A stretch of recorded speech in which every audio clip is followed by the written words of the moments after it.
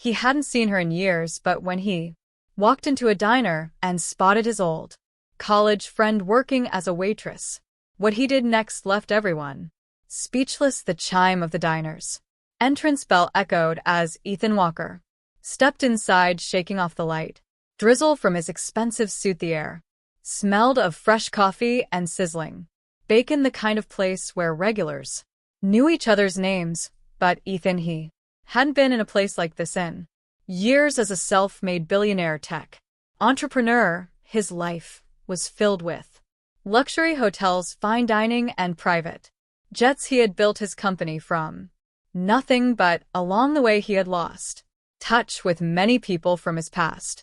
That's when he heard a familiar voice.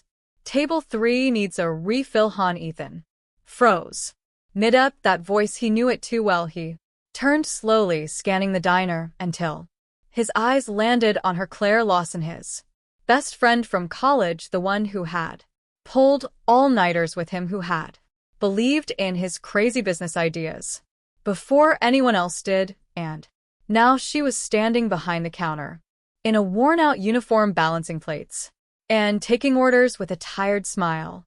Ethan's chest tightened. How had life brought him here, a billionaire in a tailored suit, while Cla, one of the brightest people he had ever known, was struggling as a waitress? She hadn't seen him yet, too busy serving customers. But as Ethan watched her move through the diner, he made a silent decision. He wasn't leaving without changing her life.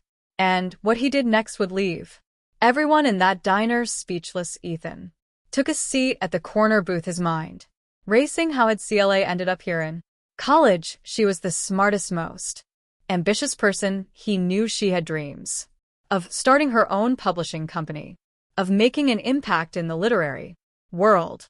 Yet here she was refilling coffee cups for minimum wage. He needed answers. A few minutes later, Claire approached his table, balancing a notepad in one hand. "Welcome to Mel's Diner. What can I get you today?" she asked with a polite smile, until she actually looked at him. Her entire body froze. "Ethan," she whispered, blinking as if she couldn't believe her eyes. He smiled. "Hey Cla, it's been a while." She let out a breathy laugh.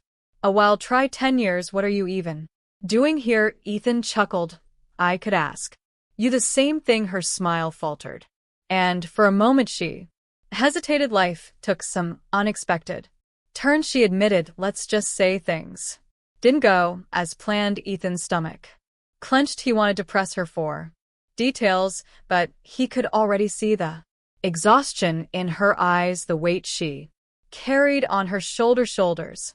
Instead, he made up his mind. "You free after your shift?" he asked casually. "I'd love to catch up." Claire hesitated, but eventually nodded. "Yeah, I finish in an hour." Ethan smiled. "Perfect, I'll wait." What Cla didn't know was that while she finished her shift, Ethan was already making a phone call, because after tonight she would never have to wait tables again. An hour later, Claire untied her apron, rubbing her sore shoulders. She walked toward Ethan's booth, still shocked that he was here. "All right, billionaire," she teased, sitting across from him. "Tell me, what's life like at the top?" Ethan smirked. "Busy, but enough about me." "What happened?" "Cla, you were supposed to take over the publishing world." She sighed, staring at her coffee cup. "Life happened," she said softly. "My dad got sick right after graduation."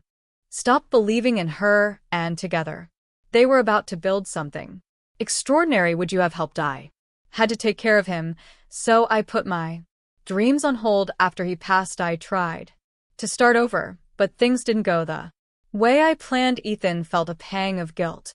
While he had been building empires, Claire had been sacrificing everything for her family. "You were always the one who believed in me," she continued with a sad smile.